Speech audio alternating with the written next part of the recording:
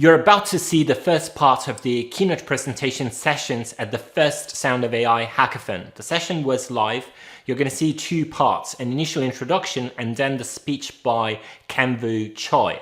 The speech was just amazing, introducing fundamental concepts in music information retrieval, giving you pointers to a bunch of different tasks in the fields, their use cases, some pitfalls, and a lot of useful tools. Unfortunately, we had a lot of issues with Keunwoo's connection, so sometimes it's very difficult to grasp what he says. But when that happens, just feel free to skip ahead. But I really encourage you to watch this video if you are into music information retrieval, because he just delivers a lot of useful information that you really don't want to miss. In any case, you're going to be able to get Keunwoo's slide presentations in the description box below, and there again you have a lot of pointers and links to very useful tools for a bunch of different use cases. Without any further ado, I'll leave you with the session. Thank you everyone, guys, for coming to this keynote presentations for the Sound of AI Hackathon. So I'm gonna give you a quick introduction to what we're gonna see right now. So, but before we get to that, let's talk a little bit about meeting rules, and there are the usual meeting rules that we had so far. Please do switch off your mic so that we can hear everyone speaking, or the speakers speaking without any noise. The meeting is currently being recorded, and use the chat at any time. So if you have questions, if you have comments, whatever, Fernando is checking the chat, so please do use that. Then we're going to have 2 sessions of Q&A, and if you have a question, just raise your hand, and you are going to just be asked to talk and ask your question. And when that happens, please remember to switch on your mic to ask the question. Now, a great thank you once again to the Sound of AI Hackathon sponsors. So we have the amazing Utopia, Cyanide, Boomi, ACR Cloud, Splice, and Beat OpenAI, which are sponsoring the main prizes, and you're already familiar with the prizes and the APIs. So sponsored by Cyanide and ACR Cloud. So thank you very much to these guys. They are really making this event possible.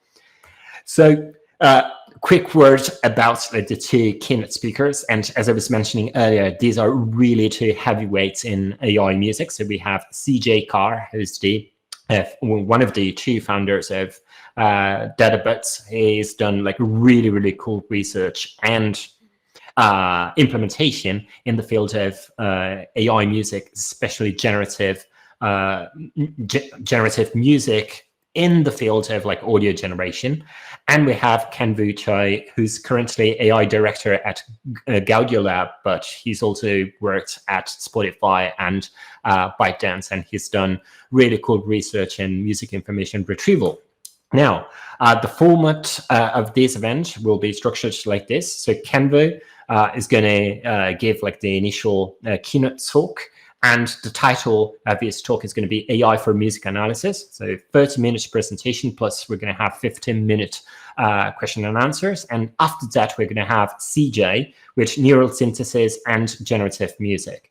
So you have the 2 sides of AI music, the analytical part initially, and then the generative part with a particular focus, I would assume, on the audio side of music generation. Super cool. Yeah, that's it. So then once we're done with the presentations, please do stay on, because I just want to give you directions for the future of the hackathon. So without any further ado, I would ask Keunwoo to start just sharing his screen, and start whenever he wants. Sure. Yeah. Thanks for the introduction, and thank you for inviting me. Let me quickly share my screen. Yeah. To repeat the title, AI for Music Analysis is the title that I will of my presentation today. It's known as also music information retrieval in a narrow sense, I would say. Yeah. I am Keunwoo Choi. I am now a research director at Gaudio Lab. let's get started. So before starting, quickly, I'll just quickly introduce myself. Working at Audio Lab again, working on the different music and audio research stuff there. And before then, I was at Spotify. I finished my PhD program at Queen Mary University of London, and before then, I was in Korea working on the audio acoustics and some music. Yeah, and these are the topics that I have worked on in a nutshell. And the music tagging and slash classification has been my main topic, but I also have worked on different analysis stuff like transcriptions for separation. Wanted to just give you some context about, probably some context about like what where my expertise lies, so that you can guess, you can just understand the presentation slightly better. All right, so music information retrieval is the topic that I have been focused on, and that's yeah. So I think that leads to the question: what is the exact definition of information here? What are we talking about?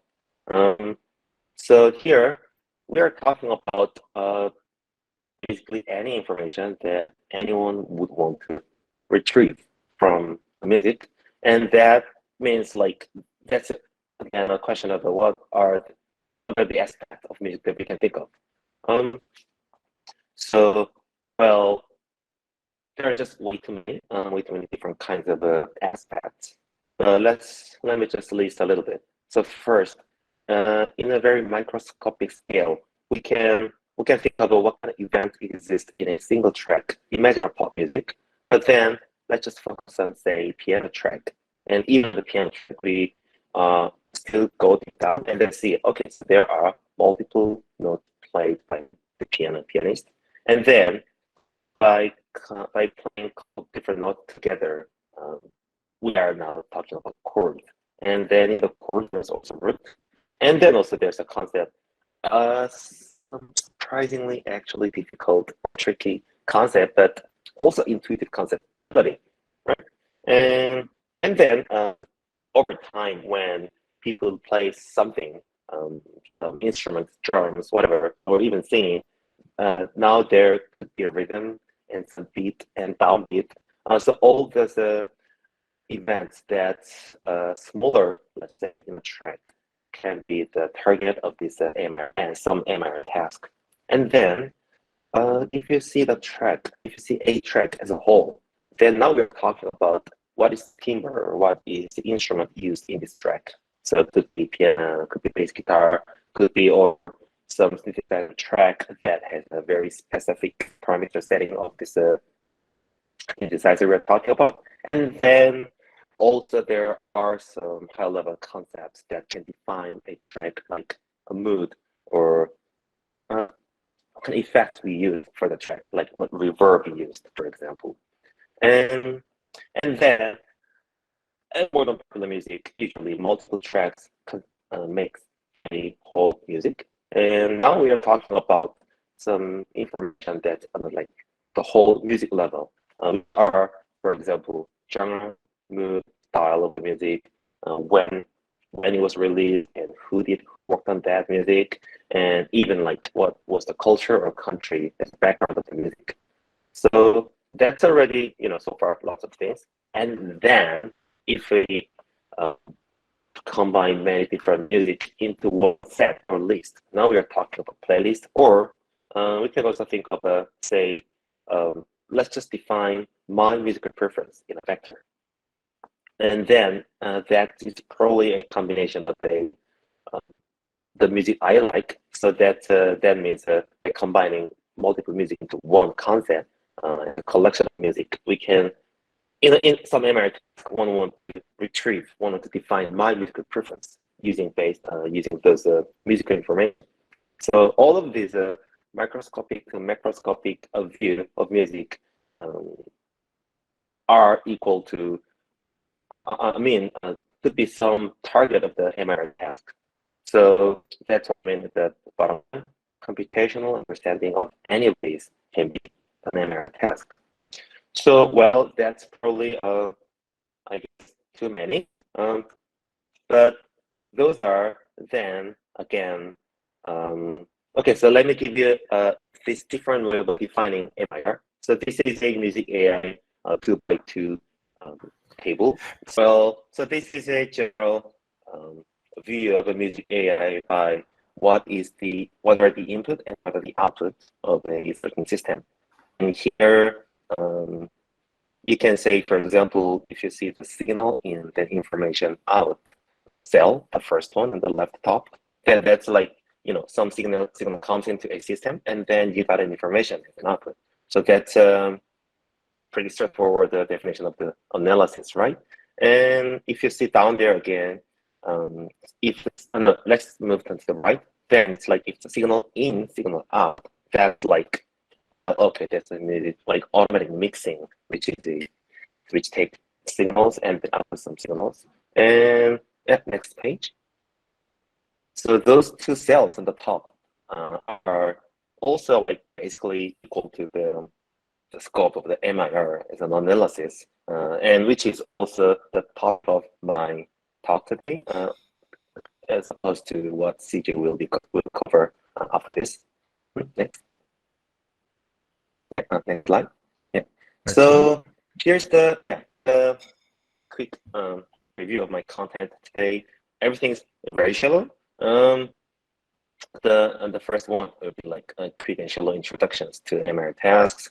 Where for every task, I'll just take one slide and explain what is the definition of the task and what I think you can do. But for sure there are more things you can do beyond my very basic imagination or my knowledge. And then I'll also give you some URLs for the pre-trained models that you can start with, which is, and the PDF is already shared, so you can just look at them. And then I will also give you a very quick introduction to some tools and APIs. Kind of random facts about MIR. Yep. So first, MIR tasks. Next. So yeah, well, these are the tasks. How many are they? Like 7 of them. So let's go to the first one. Music classification. These are, well, I think the name explains itself. So it's like the system takes music track as input, and then as up, it has some prediction about, for example, what is genre of music, like genre classification into, say, rock, jazz, blues, whatever, or instrument classification being you can also think of it as instrument recognition. So let's say there is drum, bass, and piano in this track, and folk as well. So that could be, for example, a result of a instrument detection or instrument classification system, and could be also like style, could be era, could be mood of the track. So like all this kind of thing could be part of the music classification system, the label of the music classification system. And so what you can do with that? Well, quite a few things, but usually the most straightforward applications is to make some music recommendations. So these are the content-based music recommendation system actually exists in our everyday music streaming experience, like Spotify, YouTube, Apple Music, and also it can be used to just sort out the music and then help you to find music that you want exactly. So that's what I mean by music discovery. And yeah, and then you also do, for example, like this generation based on things like the information out of the music classification system. So there is quite a task, and there are many music classification pre-trained for the music classification problem. I just said one example there, which is one of the state-of-the-art system that is publicly available to anyone.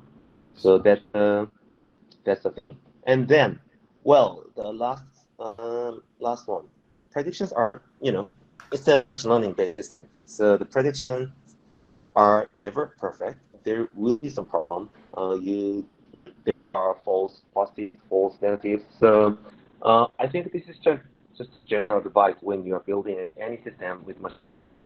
either in hackathon or just in your like any like in your life in general. But you need to make sure that when you're combining multiple machine learning systems, that your system is robust to some errors, right? So, for example, I didn't finish writing here. Okay, so for example, you might want the threshold of the probability to like enough that all the predictions, although there are some um, missing tracks, you might want to make sure that the accuracy of the like classified music for certain genre is actually high, or in short, to make sure precision of the prediction is high. So that's yeah. And the next slide. Transcription. So what is transcription? When like human musicians transcribe, that means person listen to music and then find the score of the music. So that's a transcription system do. So taking a music could be a sound, like for example just a piano track, could be a multi-track, like just a typical music, and then the output would be one could be like in a very fancy system, a score of a piece, but usually it's a more like MIDI file because it's easy to do it, easy to handle. And the transcription system, what you can do is, for example, well, like education, so like Qualify, for example, companies, they, I think, have a transcription system, or musicians, they probably have a transcription system that can help you and then just tell you what chord, what is note you have to play to play some music. And then we now have a notable information about the music. You can make interesting visualization of music, and because these are note level analysis and recording is a very detailed information for the path of music, so it can be sort of used for the analysis of music. For example, you can extract melody based on the description result. And I put three different repositories. So the first one is done by one of my ex-colleagues. So with the piano transcription repo, you can basically you can input some single piano track and then get some MIDI for that. And then second one, the Magenta MP3. So that's a certainly the state of art transcription system that can work for multi-channel music. So there we go. And then the last one, OmniSart. This is also very interesting. It's slightly like I think like let's say Magenta repository is Google's repo. MP3 is like very well organized. OmniSart is also super well organized, but it's also like maintained by like some students in the Taiwan. So it's less polished, but still very well polished compared to typical repository, and has many pre-trained models for different, not only transcription, but also some other NLP tasks. So yeah, check it out. Yeah, slash. So multi-instrument transcription, both the MP3 and OmniSart supports multi-instrument transcription, but it's actually in the research field. It's a very like early stage of that problem. So you might be like this may like okay deep learning sense, but that's just because we just started to solve this problem. And so maybe if you want to actually rely on some transcription, if you need some transcription system that really works really well, then you might want to focus on piano because it's more like has been a popular problem in general. Yeah, and next slide.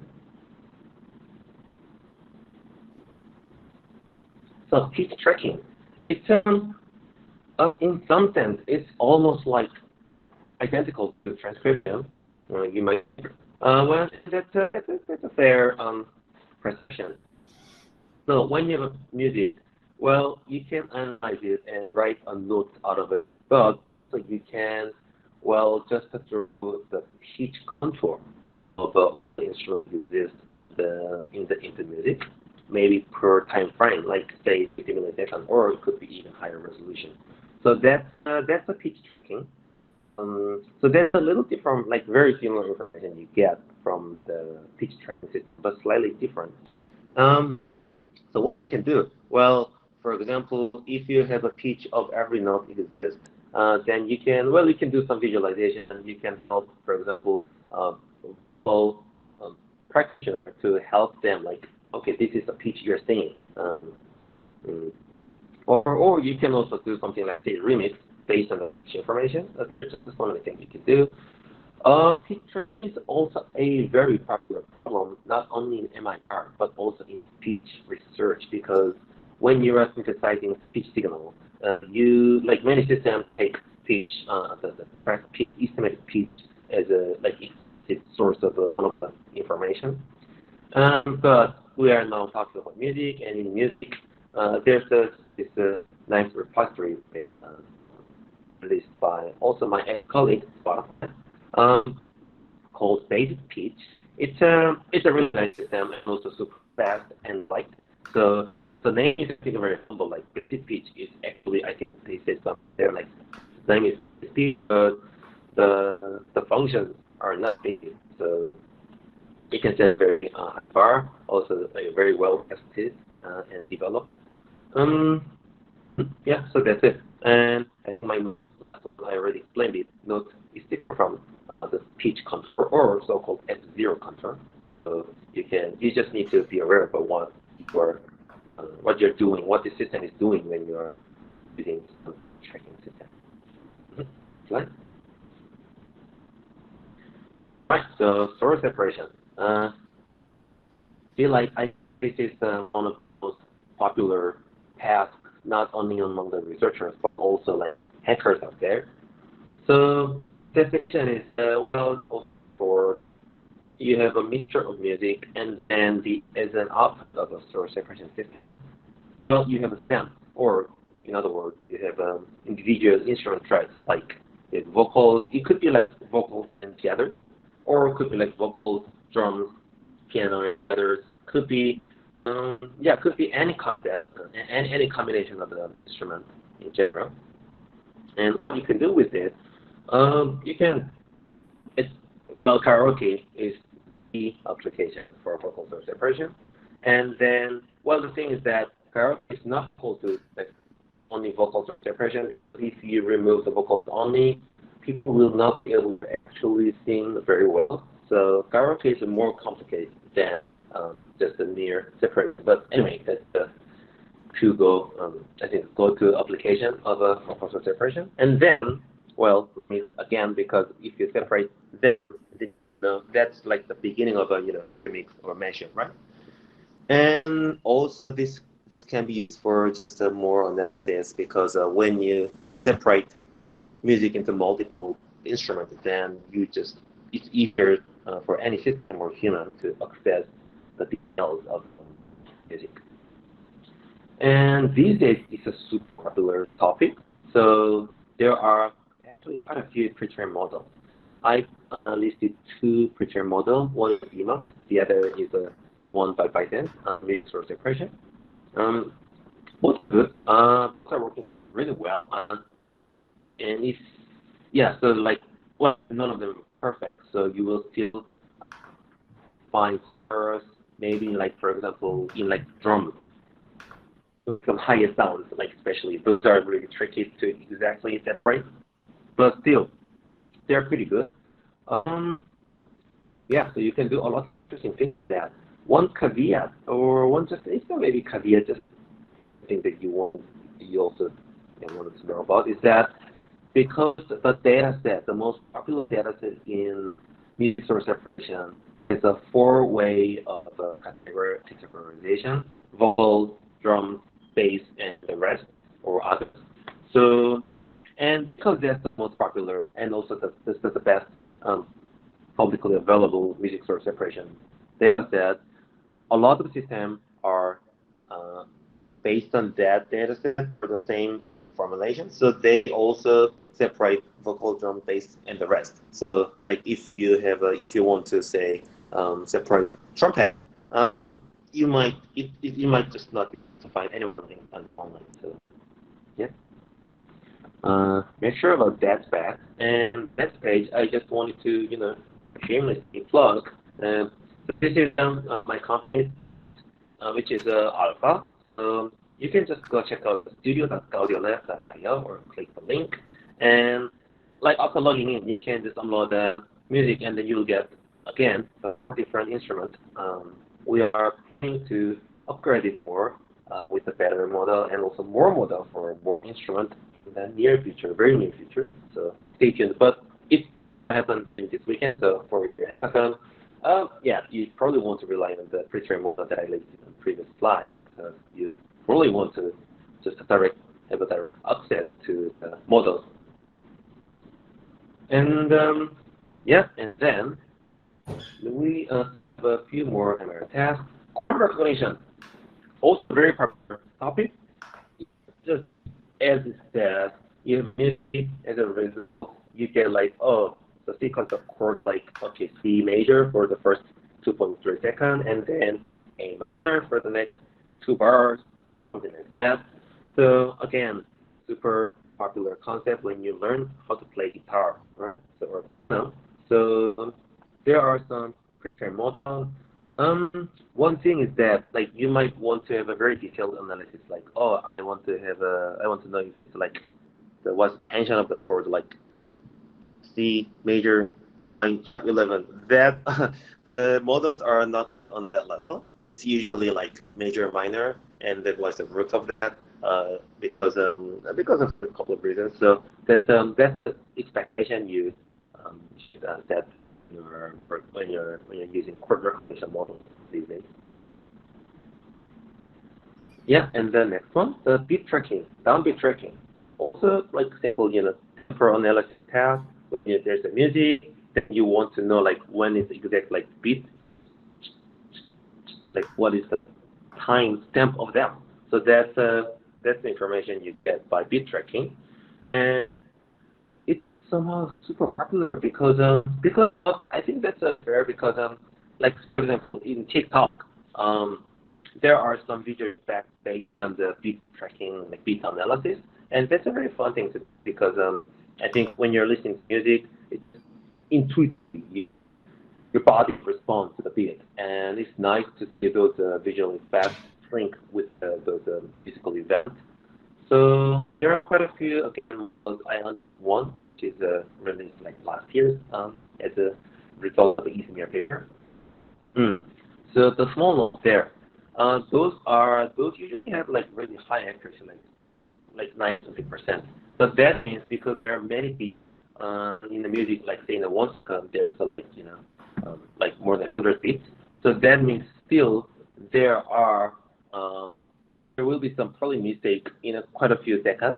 That okay, make sure your system doesn't assume everything's perfect here as well. Um, yeah. All right. Tempo extension. Oh well, I think this is probably the most straightforward task here. So say in music, oh, this is like 100 BPM. This is 880 BPM. That like tempo of music is also something that you want to know in the application. Um, there are two URLs that I could. Those both of them are working well. So you will. I think you'll like it. I let me just talk two actually notes here. One, um, sometimes single number tempo doesn't work because tempo changes over time, not only in some progressive rock band music, but also like if you think of it in a very detail, the tempo changes slightly, especially if recording was done without like metronome on drummer's ear. So yeah, so that's where you are introduced to this concept, tempi, which is a sequence of the tempo estimation. And I forgot to write here, but um, all of these automatic tempo estimation system uh, make some mistake by doubling or halving the tempo. So, and that's really tricky mistake to fix.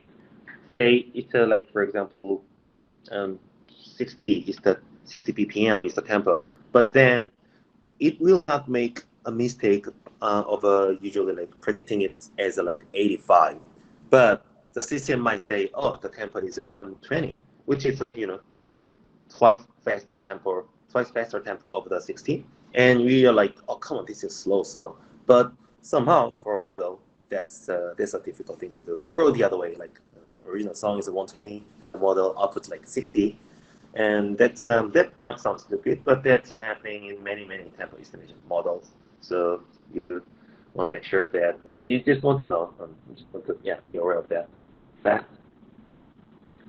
And the last one, the structure analysis. This is this is a very interesting task.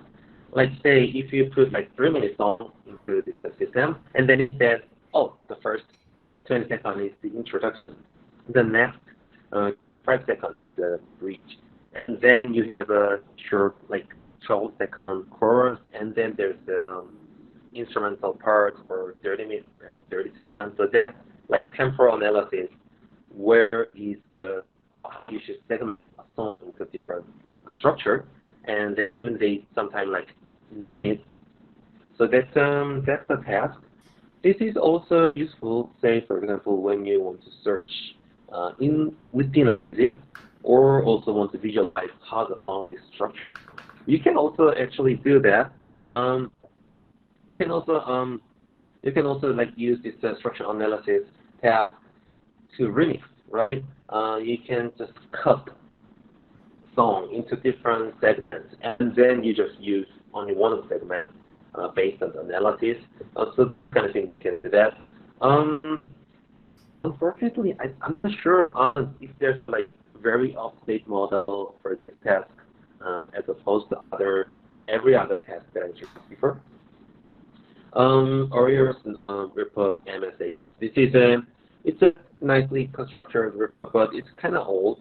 So it still works. It's just it's like compared to the progress that people have made in the paper, somehow the open sourcing model hasn't just caught up. So yeah, that was the end of the first part, which is the longest. Now we move to the tools and APIs. So those like models are cool, but then you might just want to rely on some other softwares or some just online APIs. So this one first, Spotify audio features. So this is like the audio content APIs. I think that there's just way too many projects have even like commercial apps based on, and also papers that are based on this API that has a like huge impact in the music industry and music hackers. Yeah, there are really a lot. Like I just screenshotted the introduction page that has the root properties, content, and segment. And you can see like many of the information that I already mentioned are included there. And even more, there's if you go to the developer website of Spotify, there's like say user entities, track entities, album entities, and like playlists. There's like the API is really rich. So as a hacker, participant of Music Hackathon, this is something that you want to check. And then the second one is Deezer. So Deezer API is not as rich as Spotify. One amazing thing about Deezer API is though is that it's really easy to use. Like and they like you don't need for like authorization. And you don't need to ask for like there's no like request. There should be something, but like it's really straightforward and easy to use. So and during hackathon that actually matters. So okay, it's one of the things you need to check out. And then we have a Last.fm. So Last.fm is an interesting company service. Now it's like nothing is really changing, but still the APIs that were developed like years ago are really fun and also unique because as opposed to the APIs for Deezer and Spotify, Last.fm is almost like purely focusing on the non-music content side, like music discovery, track and users, and the tag of the music. Not like content analysis-based tempo estimation. So they are different, and it's really pretty cool. There were really a lot of apps these days, not as much, but still it's a good source of some function. And then I will introduce two softwares. One is the LibreOsa. I think it's just probably most of you already have known. The Python library for music analysis. It has some feature for the visualization and feature extraction. One thing is that, like, if you are not very familiar with the LibreOsa, and then you might say, oh, why doesn't it have a deep learning based tempo estimation? That's because it's just not the scope or just not compatible with the definition of LibreOsa. So LibreOsa is mainly for music/audio signal processing analysis, and it's not a place to host like deep learning models, for example. So that's but this is that's just a different feature for different scope and different things you want to do. But sure, like modeling and then doing lots of things and the visualization of the signal or the spectrum, those are like the details and the complexity per. So amazing software for everyone, including I think you guys. And the final page of this part. One to just mention explicitly about Google Magenta. They have a website, they have a demo. It's not as easy as like use. Well, I mean you can do pip install, but things are just heavier Google Magenta because it's about exactly something that LibreOsa is not doing, which is a hosting deep learning model. So these are heavier. These are based mostly, I think it's not only a TensorFlow, and but then like a JS version of the main model, the thing can be done on the browser level, which is really cool. And like for example, like CJ will mention cover some of the work by Magenta. So they are more or less generative models. Like although some of them are music analysis. So no matter what you're working on, you want to just see what they have open source in this repository. And finally, it's the last chapter, some other information, which is vague. This is only just like 3 slides. So first, Kaggle. Well, I think it's always good to just check out what others are doing in general, right? So if you go Kaggle, which for sure I think you know, and then just search music, and then there's so many things. I think it's almost like a free source of motivation for even startups. So yeah, check out. There are so many music stuff in, as you see, like 13,000 results.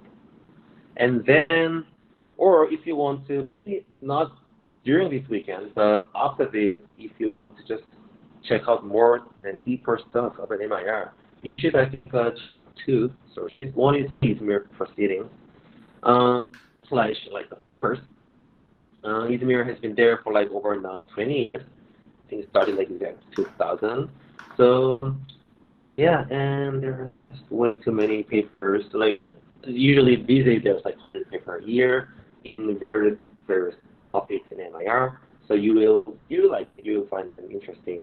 You might even like find it almost like fun that people are professionally working on this kind of music tasks.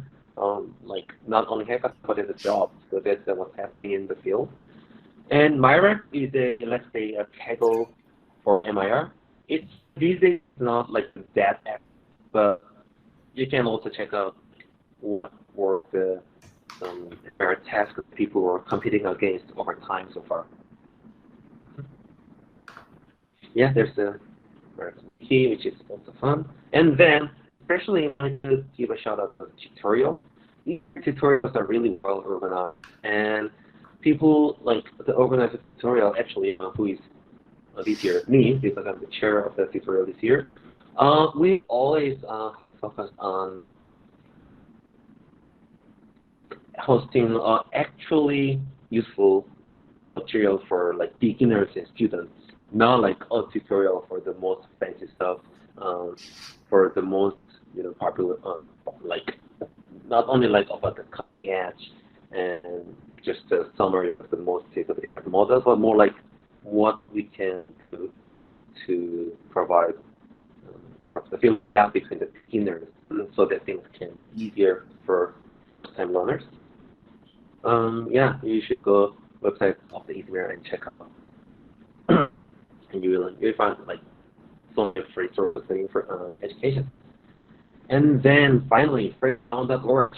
This is also one of the most precious for researchers and hackers. So there, you just can find so many different sounds, like every sound.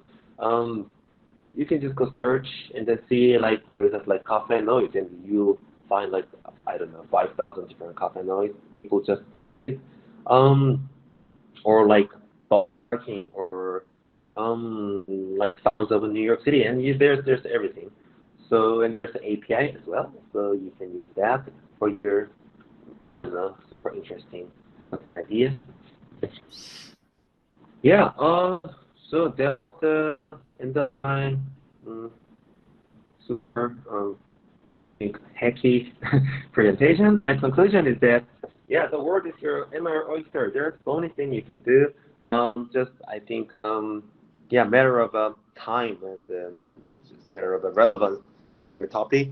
Please go out, check out what's there also, and then use it to build your super interesting app. And I'm looking forward certainly to see the result over this weekend. Thank you for the listening. Thank you for your patience and the generosity over the technical difficulties again. If we have time, I'll take questions, or I think I can also answer offline or just real time in the chat. Thank you. Yeah, thanks a lot, Keunwoo. This was amazing. It's just a shame that we had that issue with the connection, but I think people could grasp most of what you were saying, which was really, really cool. One question that we got from the chat is whether we can share this slide across all the participants, if it's possible. Oh, yeah, of course. Yes. Okay, so I'm going to share that in the Hack organization channel on the Sound of AI Slack, so you can have access to the slides later on for sure. Okay. Mm-hmm. And so once again, Keunwoo, thank you very much. This was an amazing presentation with a lot of very, very important notions, as well as tools that people can use. And I'm sure I've heard many hacks and many ideas, and many of those ideas could benefit from some of the tools that you shared with us today. So thanks a lot, Keunwoo, for that. Really, really appreciate it. Thank you again for inviting me. Valerio from the future here. And that was Keunwoo Choi's amazing keynote presentation for the first Sound of AI Hackathon. I hope you enjoyed the talk. I know it was a little bit difficult to follow, possibly because of the connection, but still, it was just amazing, and I hope you learned as much as possible from it. Again, I want to remind you that you have the slide presentation by Keunwoo in the description box below. That's all for this video. I'll see you next time. Take care.